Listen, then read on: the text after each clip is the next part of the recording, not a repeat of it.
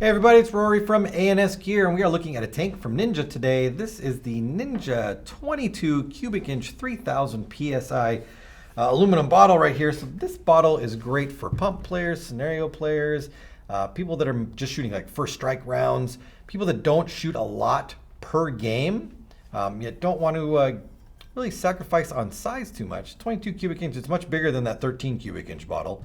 We're going to get... depending on the gun you're shooting, it's tough to really say how many shots per tank you're going to be getting.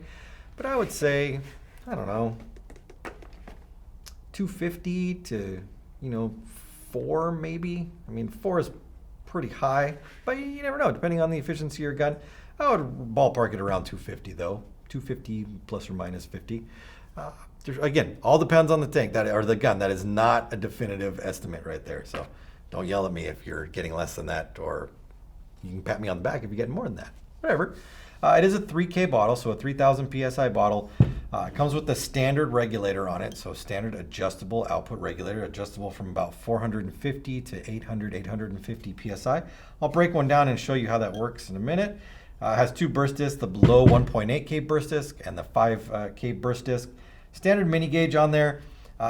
There's no hydro on these because they are under that 2-inch rule, so they are good indefinitely. Let's weigh it up. Oh, I gotta reach my scale. Let's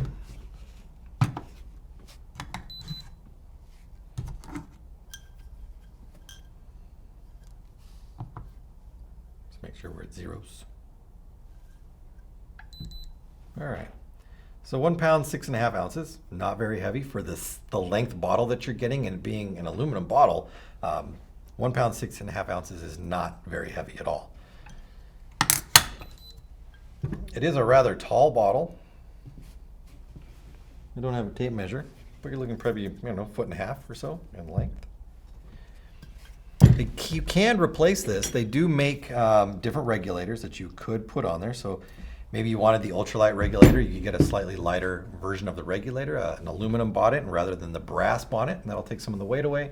You can also put a Pro V2 version of this regulator on here and have the ability to adjust the tank and gauge position, as well as also be able to change your pressure. Changing pressures is super simple on this. First of all, we're going to make sure our tank is degassed by either bleeding it out, pushing on the ball valve right here, making sure that it's got no pressure in it. All those things, put it on a tank and try to shoot it, that kind of stuff. Make sure that there's no pressure in it. Remove the 2 set screws from the side, and then we can unscrew the bonnet right off the top. Now this is going to give us access to all the internals that might ever need to be serviced. So here's our spring, our main spring in there. That just sits around the piston that goes in there. We've got our piston, which we can grab a hold of and wiggle, and comes right out. We have our piston, O-ring on top and bottom, and then up inside here, we've got our bearing. Ooh, come back here. So this bearing is what seals against the top. You see that from this side. If we were to look through here, you can see that bearing right on the top there. That's our valve. This bearing rides on the spring here, just like that, and the spring pushes the bearing up against the top. When you screw this in, your tank pushes the bearing down, compressing the spring down and allowing the air to come out through the top of the tank. If you ever blow a 1.8K disc, which is typically a sign that your regulator needs to be serviced, you want to check the reg seat right here, which is this ball reg seat at the end, and then either of the O-rings on there as well could cause or lead to a spike in pressure through the regulator, and then it goes bad. It's typically the reg seat right here, but any of those things can happen inside there. So very simple to service. I believe the service kit for these just gives you a brand new piston rather than replacing the ball and the O-rings. You just get a new piston in the kit, but you could also replace the ball and the O-rings and do the same kind of thing. And again, this goes just like this inside of the regulator. If you get a leak from the top of this regulator, it's very hard to see, but inside here, down at the very bottom where that hole is, right down here, there's a green Teflon nylon O-ring that seals the bearing against the top of it. If it ever leaks through the ball, that green ring is the culprit. Pull the green ring out, put a new one in, and doop-a-doop, all done, ready to go. Looks like I'm marking out my table here. Now, we talked about pressure changing. So inside here, you can see that there's some shims right here. So that's what these red things are. I'm gonna pull them all out so that there's none left inside there. And then we can look at it. 1, 2, 3. Now by removing or adding shims, we can control the pressure inside the bottle. Typically all 3 shims inside there gives us a standard output, a high output between 8 and 850. We remove all the shims out, brings us down to like the 450 range. And then by 1 in, 2 in, you know, that kind of combinations, you can kind of change it anywhere inside that pressure range right there. With this reg setup, there's no way to go less than this, obviously. If you pull all the shims out, you're going to go as low as it can possibly be. But they do not recommend adding any other shims to try to go higher than the 8 to 850 output.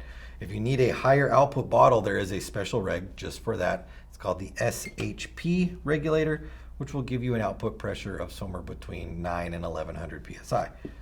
If for some reason you need that, maybe you're sheeting like an auto mag or a Titman that's going through air because you're running a cyclone feed and a response trigger and you need to get more air through the gun, then you might need to pick up something with a little bit higher output.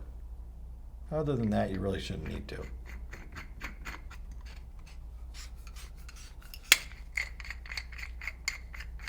All right.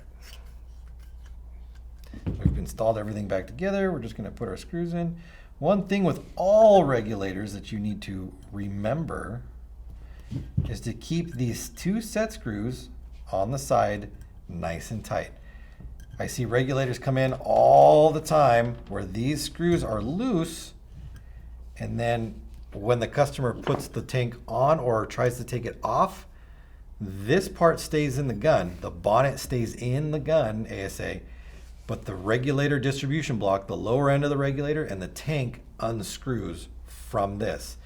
Now, that's not necessarily a huge safety issue. It can be, but there's a lot of safety features built into the regulator, so if they start to separate, they degas. Let's say those things didn't work, you could run into a problem if you unscrewed it all the way. But the part that actually happens more often than that is these 2 screws will start to grind the inside where this part is rotating out of this, and it ends up ruining the regulator on the inside. This turns a bunch of times, it destroys all the threading on the inside, makes a ton of metal shavings inside there, and then your bottle is potentially ruined at that point because your regulator has gone bad. So the bottle section is not bad, but the reg is just all junked up with a bunch of garbage in it, and you might need to be replaced. So just be careful. Keep these screws tight. Check these screws every time you go out to play to make sure that they are tight and they are secure and doing their job. That goes for any reg. That's not just this one. That's any reg that's out there on the market. Make sure those screws stay tight. That's just a word of advice.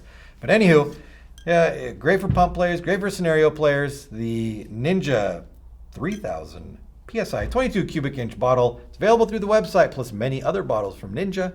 Order yours now through ansgear.com.